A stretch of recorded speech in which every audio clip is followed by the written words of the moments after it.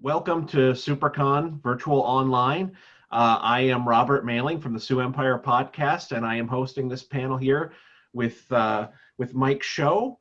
And Mike is a very prolific animator. And Mike, I'll let you go ahead and tell the folks all about what you've been involved in. Okay, yeah, I'm good. Okay, Robert, yeah, I'll kind of start way back.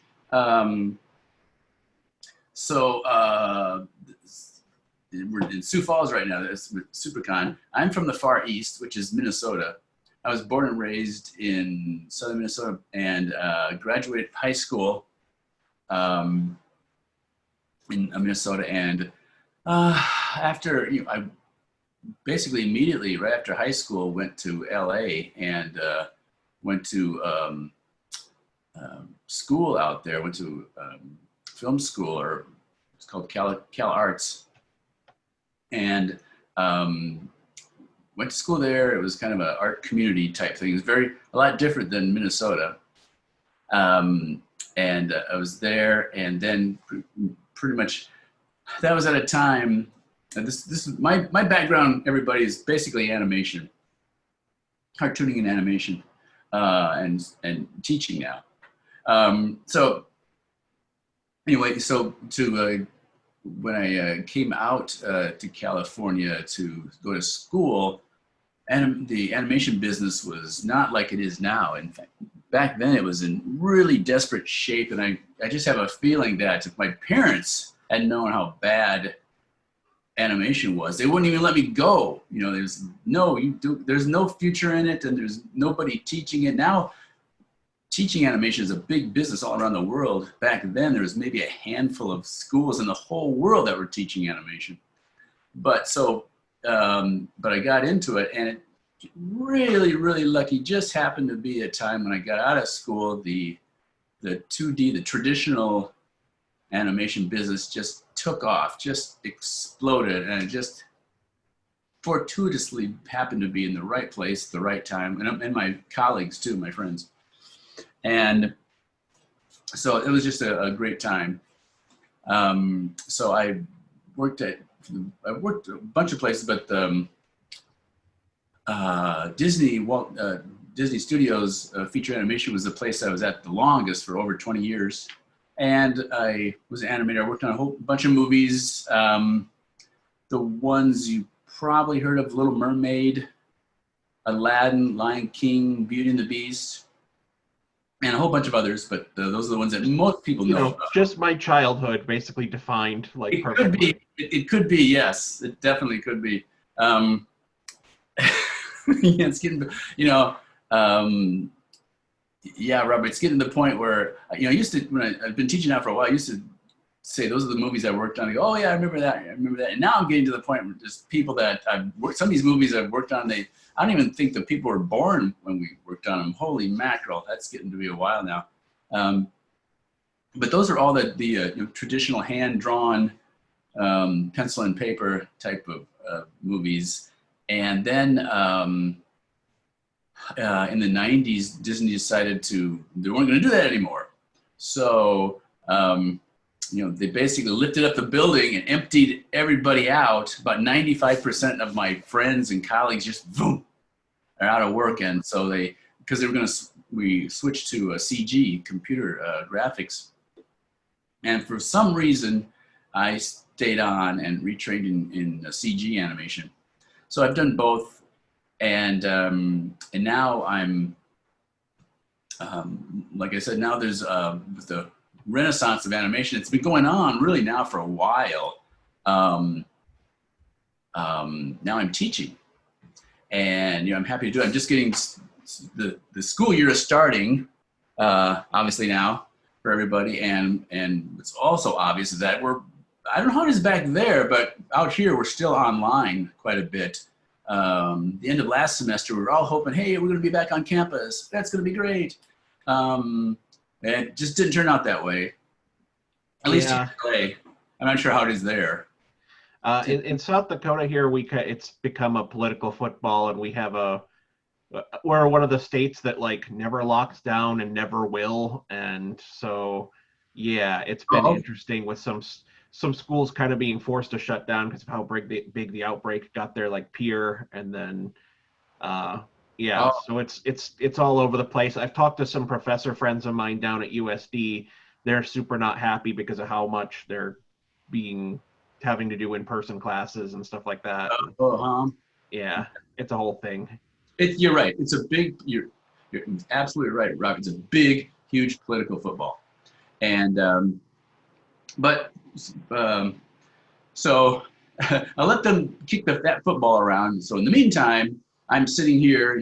I do my classes from here. I have my my Cintiq right here, and do all my online training. Which I mean, the good part is that now you can reach out and touch people from, I mean, literally all over the world. It doesn't matter. Now I prefer being in class, seeing students. And I think I'm more effective in person. I don't know if I'm more effective in person or if I just enjoy it more in person. If we all just enjoy it more in person. But anyway, so we're just making lemonade. So this week was my first week of really, back to kind of full-time teaching. And so it takes a little bit getting up to steam after the summer of, not as much teaching. So that's kind of my very brief Reader's Digest bio. I think the main part is that I don't know who, really what the not the clientele, but the fans of the SuperCon, I haven't been there, and I was gonna go this year, and then boom, didn't happen, right? Oh well, next year, right? Okay. Exactly. But so so I'm not really the cons I'm familiar with. Obviously, out here is Comic-Con, the big one down in San Diego. Right. And now I know how that base is. I mean, it's people from all over the media. You've got gaming fans, you've got animation fans, you've got comic fans, you've got manga fans, anime, and all points in between. I mean, there's so much media and crossover now that it's all over the place. So I'm not really quite sure what your people are interested in. SuperCon runs about the same way. Kind of the definition of a con has become pretty broad in general. So we get, we've had different film directors and stuff like that I've interviewed through these virtual cons, and then the in-person show and stuff like that. Ours has a little bit of a flavor also of all the things you just listed. And then Midwest All Pro Wrestling does a big event at our SuperCon. So that brings in like a whole bunch of wrestlers hanging out with the cosplayers. And yeah, one year they had one of my favorites was the first year of SuperCon when we were really tiny. We were in the same venue as the Rock and Roll Hall of Fame award for South Dakota. And so you had all these like baby boomer rockers hanging out with all these girls that were cosplaying as like characters from League of Legends and stuff like that. And just exactly. all the cultural exchange there was pretty awesome. It's very interesting. These cons can make for a really cross-cultural soup of people, and it can be a lot of fun for even a guy like me. This is my life. This is what I grew up with. I mean, actually being back in Minnesota, it was just me. I really didn't have any friends like that. There was no cons, obviously, anything like this, right? Sure. There was no internet. There was nothing. It was just you at home with your sketchbook, And it wasn't until I got out to California and then was with more of my people, whatever that means, that I could, I started to understand about, art and within the pop culture of America. Now, of course, you got stuff like SuperCon, which is great. Now people can come together and meet in the soup and know that, wow, I'm not alone. There are other people like me, right? And it's a nice thing. It's a security blanket. It's a nice networking platform. Someday this pandemic is going to be over and we're all going to be back together and mixing it up in the soup. Absolutely. pop culture again. Yeah. So, as I mentioned just before the interview, I've got a few fan questions if you were interested in tackling any of those. Yeah, I sure will. You know, Sioux Falls is one of the few places in the world where I have relatives. You know, I was happy to come back to Sioux Falls to see everybody. I have actually there's other people with the last name SHOW in Sioux Falls. So hi everybody, hey guys out there, Arian and my cousin Richard and everybody else and the rest of his kids. But anyway, yeah, okay.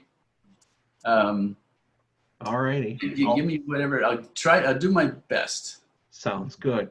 My best. Okay. So first one, when animating for Disney, there's a strong theme of how the characters and the world are drawn. Was that difficult to adapt to that style? How did you find that style helped or hindered you as an animator? Oh, and drawing. Well, yeah, those old traditional movies. Of course, it's all drawing, and you know, I don't know if we. I guess there's a style. For us, it was just lots and lots of the old traditional art training of, and for you people out there that know this, you know, just lots of life drawing, lots of basic fundamentals of art training. There was absolutely no software at the time. It was just sitting on your seat, you know, and just practicing drawing a lot. So you had to, you know, that's one thing you had to really enjoy, being able to sit there and draw all the time. And not just, you know, your own fun stuff, but other people's work, because you are basically working for a company and they've got their stories and they've got their ideas. So yeah, you have to adapt to that. But to answer your question, you know, in your job, you're gonna. I always found that I don't know. There was something about it. There's always some part of it that I enjoyed that I could always focus on. Whether it was who I was working with, you know, that's a big part of it. Really, you talked about the drawing method, but there's on a picture you kind of have a handful of people who establish a style, and then it's up to you. It's up to the whole crew to try to emulate that style, and that's sometimes why the pictures take a long time. The hand done ones take a long time to get done because everybody's got to kind of get up to speed on how you draw it. But that's just the logistics of drawing and you know keep a look that is very similar throughout the whole movie. But the relationships, you know, I just want to put that in there.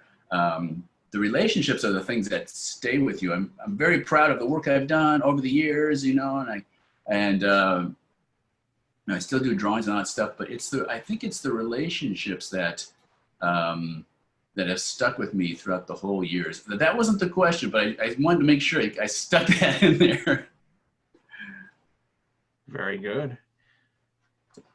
Yeah, I imagine you get less of that with the 3D where you're working with artifacts essentially, and then you manipulate those. So it's just like moving between objects. I don't know. I did a little flash animation, so not even going to be getting to touch what you've done with a 10-foot pole, but I like to think I have like some kind of idea of like what in the 3D world anyway would be going on. Right. Yeah. Exactly. In the old traditional days, it's all hand done. It was literally drawings on paper, and you know, communication is best, you know, one-on-one. So you pick up the paper and you take it to somebody and you talk to them about the scene, and there's a lot of one-on-one, just direct communication. Now in CG, of course, there's a lot of graphic assets that are just exchanged through the net and through a company's network. And so much of the communication is done on net and not necessarily one-on-one in person. And that's kind of almost a generational thing to a certain extent, a generation of people that have grown up experiencing communication simply through texting and through email communication. And it's just how they've gotten used to things, and so it's and you know what, and with all due respect, it's you. At least I my communication, my relationships, the ones that were established, in person, or just have been a lot stronger than the ones that had just established through phone and Zoom meetings. Zooming right now is, generally speaking, for all of us, we'd rather meet in person, but Zoom is better than nothing, and Exactly. that's the whole big thing. It's better than nothing, but we're still, hoping that someday we'll be back in person. And that's when, at least for me, through the years, that's what's made the relationships a lot stronger. Simply we met in a studio, and we were there for hours every day. It's like your family, really, very much. Yeah, I'd agree with that. The connections are always a lot more permanent and a lot more, it's, not to sound all, wooey about it, but they're human communications. They're human connections when you're, doing it in person as opposed to electronically. I say this as somebody who does a lot of electronic communication, so there might be a little hypocrisy there, but I still believe it, that the connections are stronger. You have to work harder to do it through digital. Right. Yeah. It's better than nothing. But there's always going to be that little odd thing of always just, experiencing somebody in this rectangular atmosphere. I know, right? Like that. When I'm teaching, I'm up on my feet, I'm walking around, I'm gesturing, I'm doing the acting like this. But for Zoom, I gotta sit here and just be right here. So it feels like 3/4 of my communication is cut off because I have to sit still. But I'm adapting as much as possible, and I just have a feeling that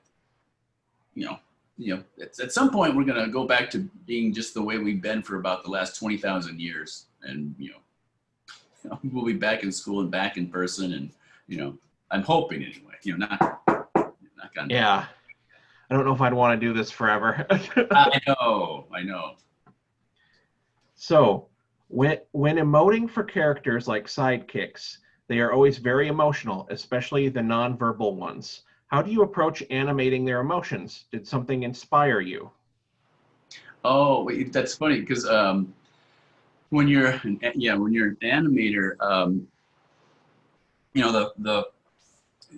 when you're a character, you're basically an actor with a pencil, and it's just kind of part of our ego that we get into the character and try to explore the character as much as possible and do what we can in order to make the character appealing for on screen and for millions of people. But so much of it is driven by the writing, of course, of the dialogue. Your actor, whoever your vocal talent is, and the writing of the script. A lot of it is driven by that. But when you get a pantomime character, it's like, it's all on you, and which is great. There's a lot of responsibility there, but there's also a great deal of personal reward that comes from you are basically doing the writing of the character, right? So I had this pantomime character, which is just basically a character that exists there with no dialogue, without talking. And I had this little character on this movie years ago called Treasure Planet, and it was this little pink sidekick character called Morph, and he didn't say a thing. So all of his communication had to be done with these big eyes, looking around, blinks, little, head tilts, and really responding to what was going on in the scene. Had to. That was a big point. Was that he had to react to what was going on in the scene, or he was going to look like he was off in his own world, right? So there was a lot of that, and on that particular movie, my son was I think I was in development on Treasure Planet, and he was born. My son was born, so he was all during doing Treasure Planet. My son was a newborn / toddler. Sure. So that was a big part. Your firstborn is a big part of your life, everybody. And so it just happened to be I was doing this little innocent, cute little character, and it ended up being that little pink little blob ended up being basically my son. Because he was he was growing up, and the character was very cute and innocent and kind of unknowing. He knew what was going on in the, like, if adults were talking. If the adults were happy, hey, he doesn't really know what they're saying, but he's happy. If the adults are angry at one another, he doesn't know what they're saying again, but he can feel the vibe, and he reacts to it back and forth. So, and that was very much like a newborn or a toddler that's new to the world, that's taking in all that information. And so that was a perfect example of a character that was, really inspired by my real life. So Treasure Planet, that's an interesting movie from a technical standpoint, because I don't know, like which parts of it you were involved in and stuff, but isn't that the first one that used that animation technique that was kind of like half computer, half hand drawn? That it's the same one they used in Tarzan when he's like surfing the vines and stuff. I don't remember what that technique was called, but I want to say that was the first one to use that technique, but I could be totally wrong. I just watched a YouTube video, so I'm not going to be like, here's how it went. Right. Yeah. Yeah. Well, right. The fact is, the movies really are, we call them traditional movies, but they're really kind of hybrid movies, really all the way from, way back, going on the Great Mouse Detective. There were parts of that were computer done. They weren't computer animated. They were kind of computer animated, and then they were printouts put on paper, and then the people went and traced them. And then, of course, it wasn't until Toy Story came out that they're actually computer animated using actual CG hardware and software. Sure. So really, it's been I don't know how else to put it. It's just been a hybrid for years and years. And I don't really think there are such thing as traditional movies anymore. There's no such thing as CG movies anymore. They are all hybrids. They are all using, I know at Disney, for instance, we're doing CG movies, but there's so many of the assets, the background assets were just, they were just painted. They were just painting backdrops. And then some of the environment assets were modeled in the old CG way, but then other looks, were done where some of it is hand drawn as well. So now you're right, Robert. I mean, now, I don't really know how these things are marketed sometimes, but I know how they're done. And I know I know when I look at them, I know what's going on. So the vast majority of these things are all hybrid now, involving hand done, software, hardware, all different kinds of things that's available to artists nowadays. It's all over the map, really, which is fun. It's very, very interesting now. Yeah. I got a question for you. Did you ever get to go on inspiration vacations to be inspired on how you would animate a particular character? I went. No, I was never really I never went on really any big vacations. I just went on little retreats, that type of thing. There's definitely people, if you're depending on how much of a supervisor role you had or how early in the movie you got on, really. Then they would take people out on some vacations. Or not, I guess, vacations, or research vacations. I don't know however you want to put it. Congressional research trips, Congressional research trips, which is basically a really good time. And it's so funny because so many of these were done, way before phones and, people taking pictures, with tracking device. Yeah. And so what they actually did, is some, it's sort of more of a personal adventure. There wasn't anybody there to record exactly what they're going on. It's a little bit hard for contemporary audiences to actually understand how a vacation or an event can happen without it being recorded, completely recorded, and a million pictures taking. So some of these events are more of a personal a personal journey and very much a bonding time for the people. When it's just that group of whatever 15 or 20 people, and it's very much I would say it's more of, we call them research trips, but it's really more of a bonding time for the people involved. I guess this isn't really much of a trip, but on Hercules, another movie I worked on, and I did these characters called the Muses, and they're these singing, dancing girls that were going around. And now it was just a little retreat for a day or two. We went to Santa Barbara or something like that. They bussed us up there, and it was a retreat where you've been in development on a movie for a little while. You've been doing drawings on a character. You've been making them big, small, all different kinds of designs, lots and lots of drawings. So, and every animator is doing this. So they gather up all the drawings and we go up and have a retreat. Again, it's another kind of bonding trip. And we sit around and we drink coffee and we eat oranges and that type of thing. And the animators show their drawings, and the directors, the producer, associate producers, production managers, everyone looks at it, and we all have a big confab on what looks good, what can be changed, and people are doing drawings, and we're throwing this stuff out. So it's really a good time. And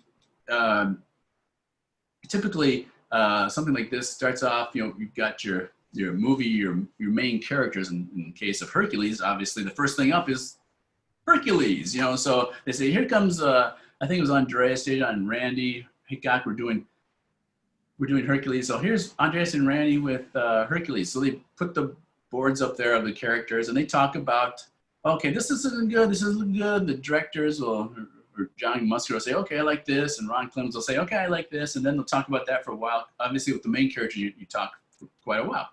Okay, so they take them down, then they go through the Hades and then the Meg, and then they go through the secondary ones, and then I think we broke for lunch or something like that. Then we came back in the afternoon, and they're going through more of the secondary characters, and now we're starting to get down to really the minor characters. And now we're getting towards the middle or late afternoon, and people are kind of, they're getting a little tired or stretching. They want to get up and stretch, or maybe people are kind of wandering off to go find their rooms or something like that. And last, and I mean dead last, okay, everybody, let's, here's Mike Show. He's going to talk about the Muses. So, the room is half empty by now, right? And they put my drawings up there, and they were bad, man. I mean, these first drawings are bad. I didn't think they were so bad, but look, I still have them now, and it's part of my talk. I kind of bring them out, and so the APM says, "Here's Mike with the Muses," and of course that's the cue for the directors to start talking about them. Okay, crickets, just crickets. And as the seconds are going by, I'm like shrinking. I'm shrinking in my seat. It's really awkward. One of the most awkward moments of my whole professional career. Nobody's got anything to say about these characters. I mean, this is the dead last of the day. And well, I got through that meeting without killing myself, and and I went back, and for whatever reason, I just, okay, well, I guess I gotta, do something with this. So I got some dialogue, and I just started doing exercises, came in, and I just did some tests of the Muses, and they liked them. It was a kind of a sign to the directors and the producers and the writers that, oh, geez, they look pretty good. Let's start writing some stuff. So just as the progress of the movie went on, they just became more popular. They added them to more songs. They added more footage to it. I got a bigger crew. So it really went from the absolute bottom of the barrel to something that was a little bit, that turned out pretty good in the end. So that's my Muse story and my story as far as going on vacation and what happened as a result of my retreat vacation. What happened as a result of one of my retreats. The retreat, for me, that particular one, wasn't any fun at all. But it was a catalyst for getting me moving for the rest of the movie. So while it wasn't any fun, it certainly helped my performance for the rest of the movie. That's for sure. Nice. So let's see. When working on personal stuff, do you tend to lean towards animation as an expression of your art, or do you like to use another medium? Well, I just do regular drawing. Now on my personal stuff, I do a lot more, of course, digital drawing. My Cintiq right here. I don't, I teach, of course, using paper and pencil too, but so much of the world nowadays is digital. So I do a lot of drawing on Cintiq. I do a lot of exploring softwares. I'm training on another one, right now. So my personal time, I guess my personal time, is not so much doing a lot of personal work now as it is exploring software and, trying to figure that stuff out and relating those details to students. So much of this stuff is new, and I guess that's really a lot of where my work is right now towards, so I don't know if I call it the technical side, but it's very much like if you have a piece of software and the best way to advertise it or the best way to show how it's used is to do something with it. So I'll do an animation exercise or just a simple mechanics exercise, like a character jumping, going through the keys and the extremes of how the mechanics of the human body moves through the air, and then I'll use it a piece of software on that, and I have on my LinkedIn page and what else? I have a Instagram IG page. I have some instances of animation there that was done. They're exercises. They're my own personal work. They're creative exercises, but they were done in order for me to get used to whatever software I was getting used to at the time. So it's kind of a combination now of personal work and also exploring the software that's out there now, which I enjoy that part as well.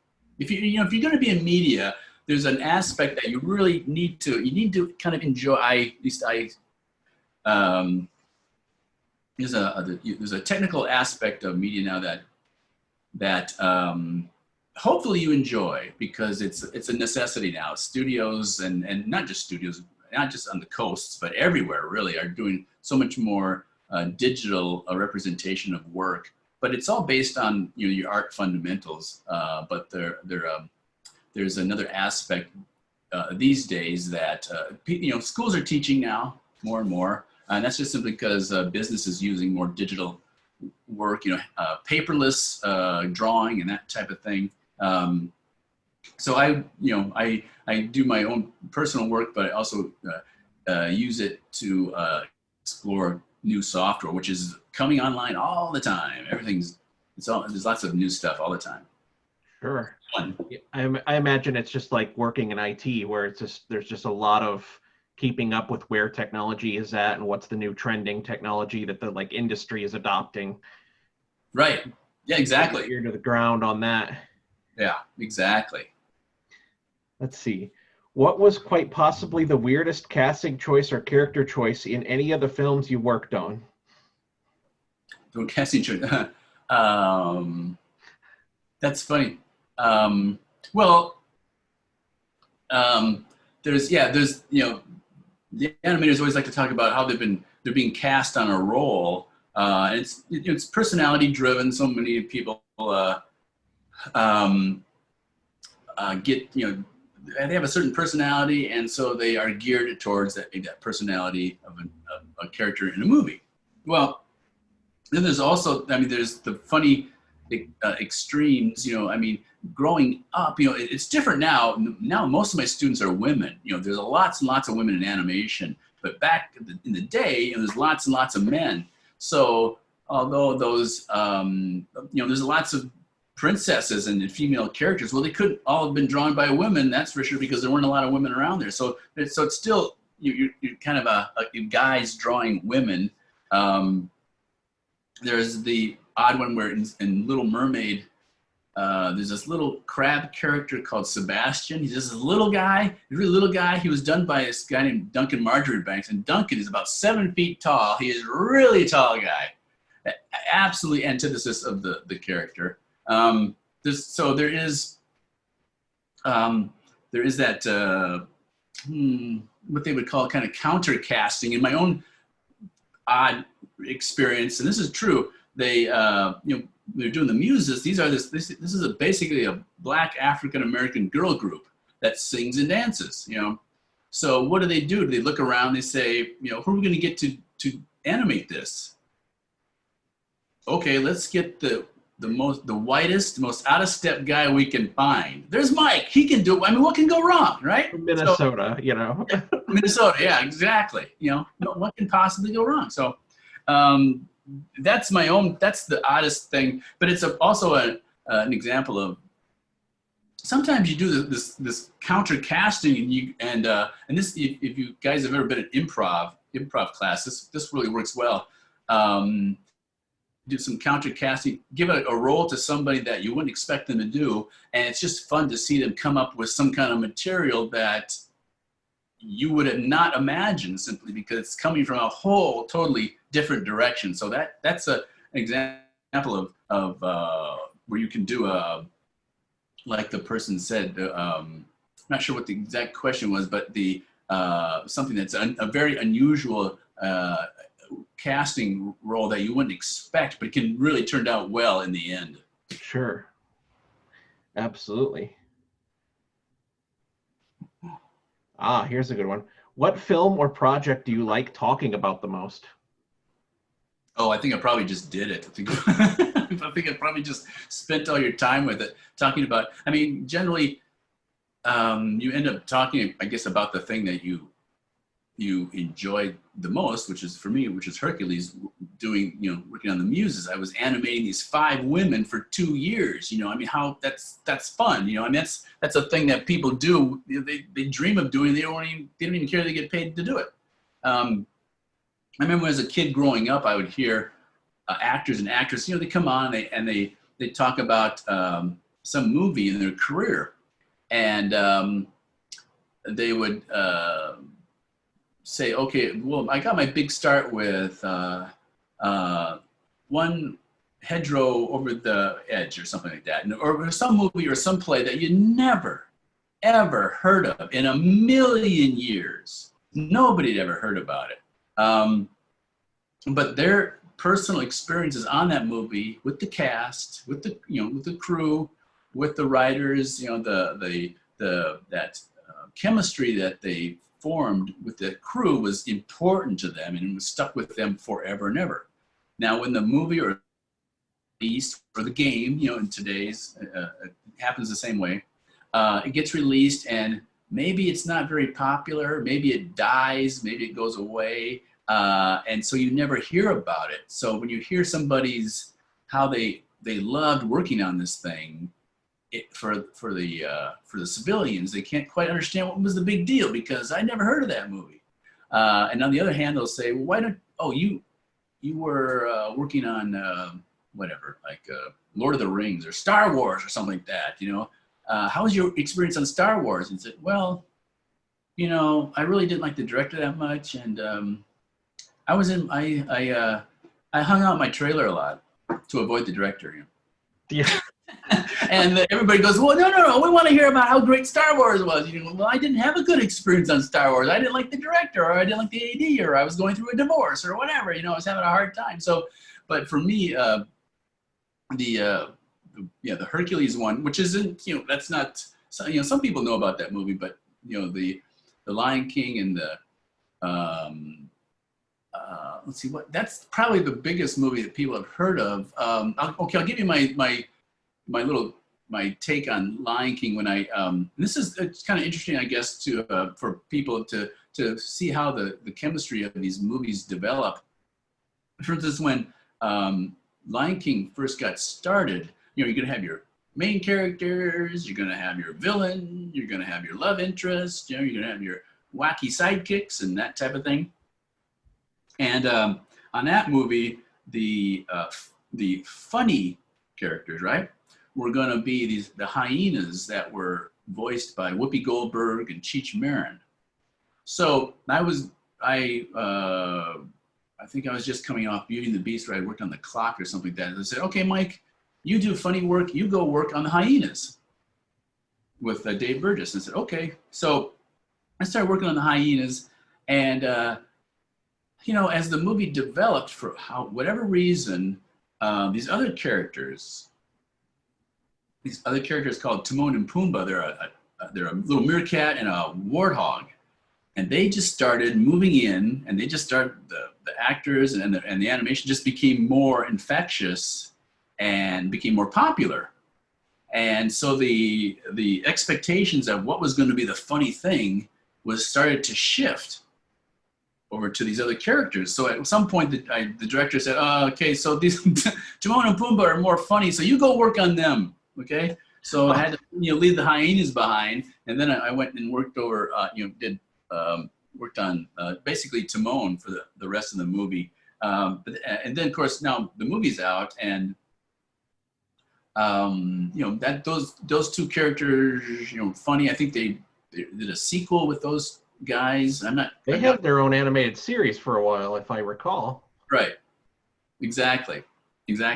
And just so it's a perfect example of the arc of a character and how these things develop throughout the course of the development of a movie, which there's absolutely no anticipation for at all. But that's just kind of a fun, my own personal example. This happens on practically every movie. That's sort of the role of it's kind of a feather in your cap when you're doing a character and you're doing the screenings and you're doing the public screenings, or you're screening for executives, and you're getting notes, and there are certain characters that are, especially in a character-based movie, that are becoming more popular. And so when you are starting to, you get these screenings and you get notes, and then they start just shoehorning in more scenes of your character, it's a real, feather in your cap. It feels great now, but that, there's also the other side of it where you, for instance, when we were working on the hyenas, that their expectations were not being fulfilled. So, so their, screen time starts to become, being eliminated, really. So there's, it's a zero-sum proposition, right? The movie can't get longer. It still has to be this certain length of time. So, sure. You get, but add one, you got to take away from another. So that's just a little slight brief example of that circumstance. I kind of expanded the question from what you said, but no, it's fascinating. Yeah, and that's a part of it. Working on every movie, but right through not just movies, television series, games. Because there's lots of gaming done nowadays. There's a I'm sure that well, I just talk about movies because that's what I worked on. But most of the movies, I'm really proud of the people I've worked on and the work I've done. But not all of them. Whenever I name the movies I worked on, I've worked on 20 or 25 movies, but most of them, they're not, even the Disney ones, they're, people have heard of them, but they're not, they're kind of like, okay, not really that great. But the ones I named, Lion King, Aladdin, Beauty and the Beast, those are ones that people have kind of heard of.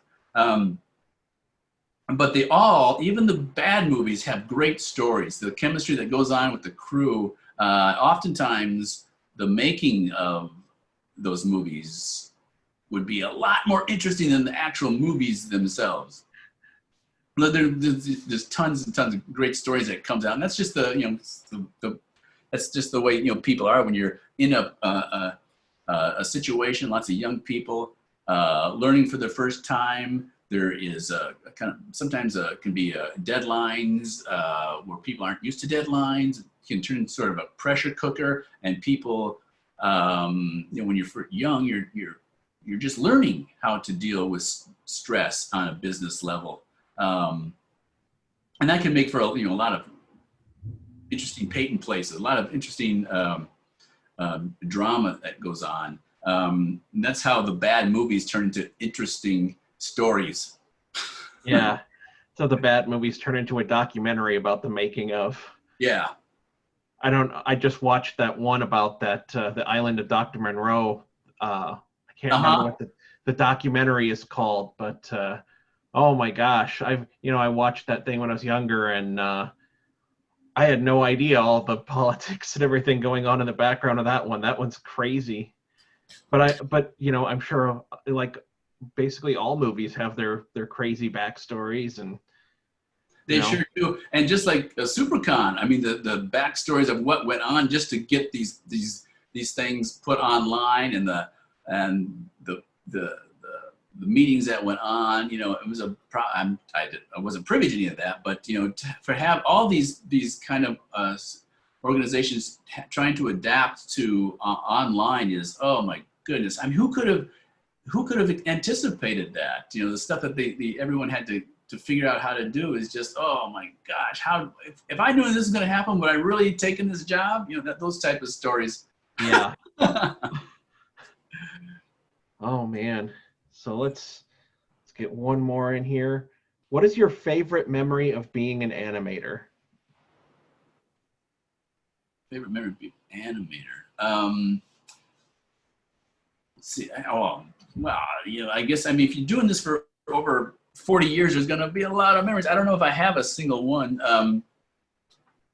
I do remember when I was very early, when I was a student 100 years ago, and I first learned of doing a movie and spending months and months on it, right? And you don't know if it's good or not. You think it's good, or maybe you're just convincing yourself that it's good, and maybe it's not that good. You just never know until the big showing where you show your film in front of an audience. And on a student level, sometimes or most times you'll get the polite clap from your friends and family, right? That's very nice.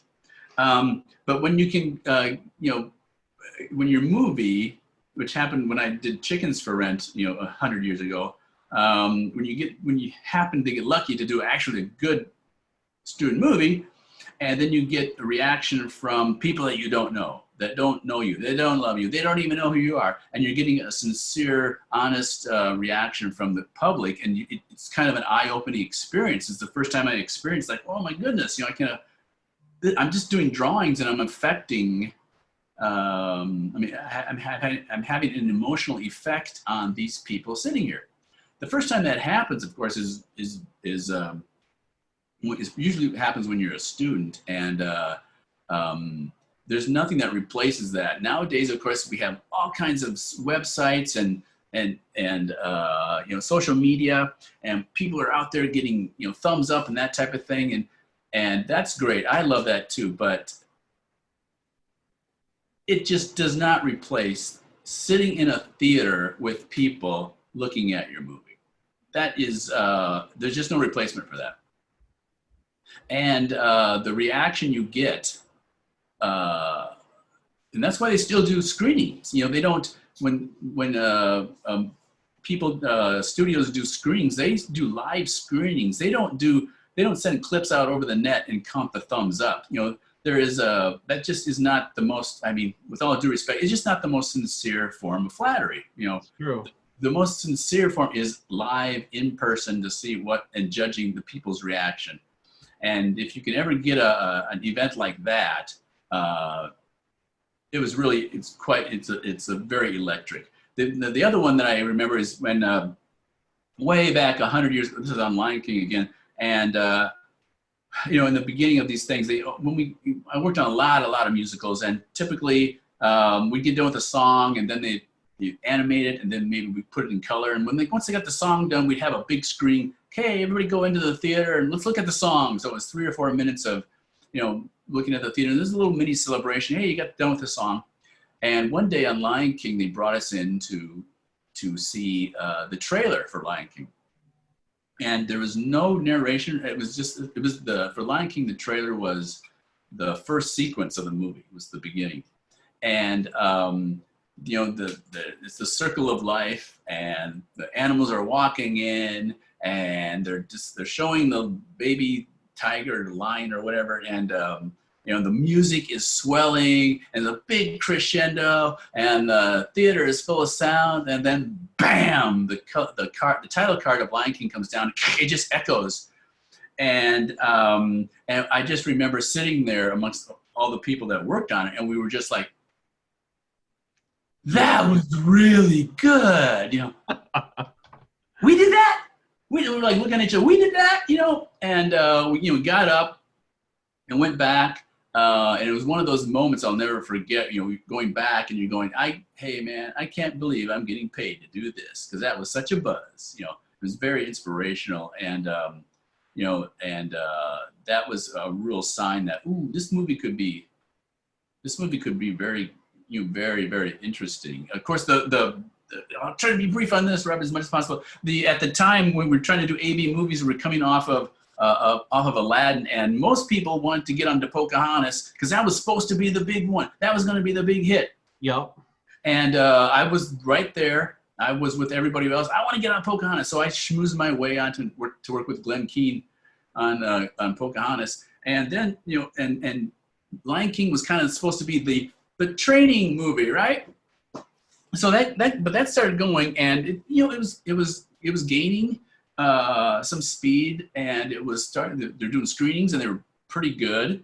And then on Pocahontas, we were kind of putting along, and we had a disastrous screening, and the whole thing, the picture almost completely closed down, and I got cherry picked to go work on Lion King. So then I went and worked on Lion King, and of course, when Lion King came out, it was a big hit. And Pocahontas was like, kind of an afterthought. But as far as the studio went, in the beginning, for the crew and for the executives, everybody, Pocahontas was going to be the big one. It's going to be the big magical one. And it was just absolutely, completely 100%, 180 degrees different than their expectation. It kind of expanded the question a little bit, but it comes back to the theme of where you were talking earlier about segueing from working on the hyenas to Timon and Pumbaa, where it's just like, except on a movie scale, Yes, exactly. And it keeps going on today. I can guarantee you, when Frozen came out, this was years ago, but I just happened to be talking with, asked for a recommendation from Peter Del Vecchio, who's the producer on Frozen, and he was over in Europe at the time. It was like a month or two before Frozen came out. Everybody heard of Frozen, right? Yeah. Well, I guarantee you they did not expect that out of Frozen. And I can go on and tell you about the story of Frozen too. But that was just a perfect example of, these people are very talented, great guys, they work very hard, but that's no guarantee that it's going to take off. Well, it did take off, and they were, I guarantee you that absolutely no idea that it was going to do what it did. But, Absolutely. Yeah. You never know. Yeah. Well, Mike, thank you so much for joining me. Thank you for doing this virtually. We'll have to do it in person sometime when, when COVID is a little more under control and whatnot. Right. Any final thoughts for the folks here before we wrap it up? I guess my only final thought is that, remember, guys, that we're basically the same people, Southern Minnesota, Sioux Falls, that area. It's kind of the same thing, right? And really, so, I have a career, you can IMDb, and I guarantee you, I had no special training before I went to school, that's for sure. We really didn't have any art much in school. Our curriculum, we had one art class, and I was taking orchestra, so that was my art class. I didn't, learning to draw and art was just doing it all on my own. So, look, you could just look at me. You don't, of course, it takes a lot of tenacity, but remember, I came from you. I'm just like you guys, right? I was working, I was out of high school, and I was working on a hog farm. And the next week, I was an animation student at CalArts. Wow. Yeah. and I never went back to being on a hog farm after that at that point. But that's an absolute true story. I was working. My dad was a livestock buyer, and I was working on a hog farm. I was scooping, manure. I was walking beans and detasseling corn. All of you out there probably know exactly what I'm talking about. And then a week later, I was, I had a pencil and a paper, and I was flipping, and I was doing, what am I doing? Am I doing this right? I'm trying as hard as I can, So I'm just to tell you that I'm basically just an older version of you, and that you can get into media. You can do it. If I can do it, obviously you can certainly do it. Maybe that's my final thought, really. Nice. Well, thank you for joining us, Mike. This has been Robert Mailing, host of the Sioux Empire Podcast, which you can check out at theSiouxperConline.com on behalf of SuperCon Online. Thank you for watching.